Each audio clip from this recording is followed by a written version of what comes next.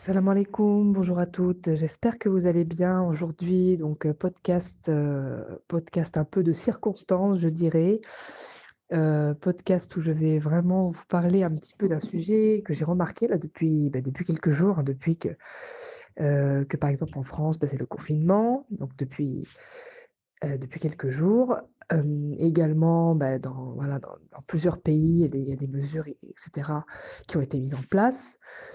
Donc, effectivement, c'est ce genre de situation, le confinement, et cetera, ce qu'on entend, par rapport au virus, ça peut être des situations qui peuvent apporter un certain stress à l'organisme et surtout avec les réseaux sociaux, internet, YouTube, et cetera, on a des millions d'informations qui viennent de droite à gauche, on ne sait plus vraiment le vrai du faux et ça, ce sont des situations extrêmement anxiogènes pour l'organisme.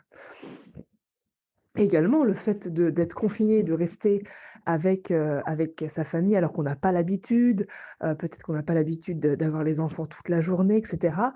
Pour les parents, ça peut être extrêmement anxiogène. Donc ce que je vous propose aujourd'hui déjà, c'est de relativiser énormément, parce que du coup le confinement, c'est quand même quelque chose qui est fait pour nous préserver et cetera, d'une contamination, d'une contagion.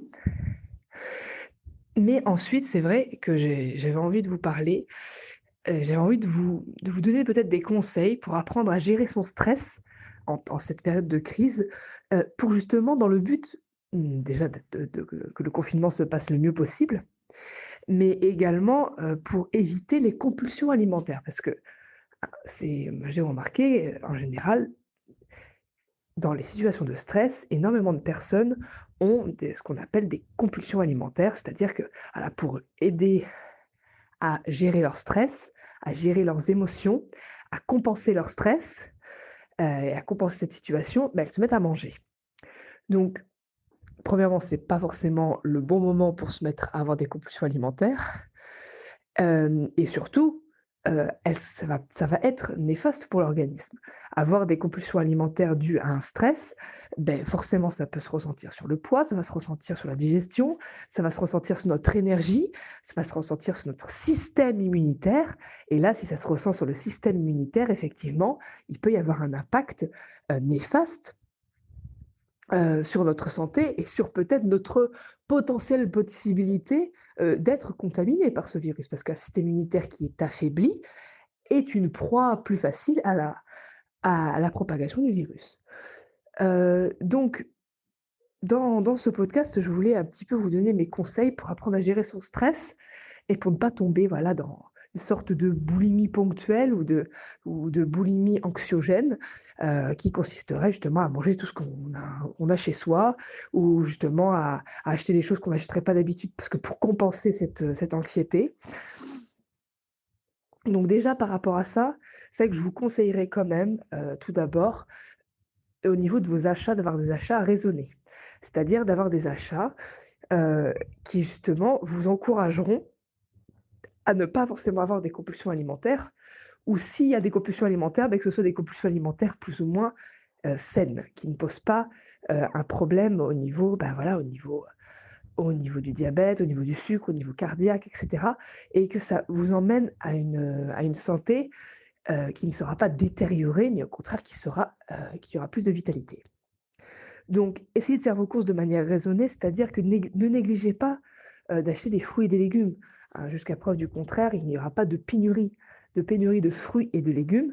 Donc vous pouvez continuer à consommer des fruits et des légumes, pourquoi pas congeler, certains légumes, des plats que vous préparez à base de légumes et cetera. Il faut absolument que vous consommiez, des légumes et des fruits pendant votre confinement. C'est très, très important et ça va être très important sur votre morale et ça va être très important pour votre santé, pour le renforcement de votre système immunitaire et cetera. Donc n'hésitez pas à acheter des fruits et des légumes et n'achetez pas non plus trop de produits, qu'on dit, de denrées non périssables, déjà pour qu'il y en ait pour tout le monde et ensuite justement là, le fait voilà d'avoir 15 paquets de pâtes, chez soi en prévision de et justement ça va, on va avoir tendance à en faire régulièrement et puis à en manger peut-être n'importe quand dans la journée parce qu'on a un coup de bouffée de chaleur, on se dit: «Allez, c'est bon, je me fais des pâtes, ça va m'apaiser, ça va me calmer, j'ai besoin de ça».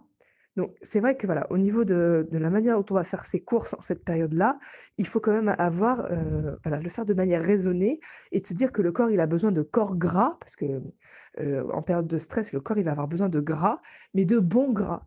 Donc par exemple, essayez de vous diriger vers, par exemple, des oléagineux ou vers des pâtes d'oléagineux, des purées d'oléagineux, comme la purée d'amandes, la purée de noisettes, la purée de sésame, toutes les sortes de purées et d'oléagineux que vous pourrez, utiliser.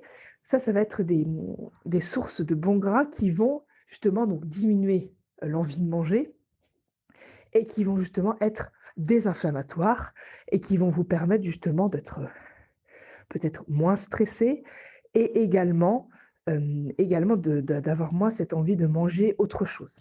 Donc ça déjà, ça serait déjà une bonne chose, je pense. En plus, c'est quelque chose qui ne périt pas, hein, les purées d'oléagineux que vous achetez en magasin bio, en grande surface ou que vous faites vous-même, c'est des choses qui ne périssent pas. Donc ça fait partie des denrées non périssables. Ensuite, mon deuxième conseil par rapport pour gérer son stress en période de crise, pour éviter les compulsions alimentaires, ça va être la respiration.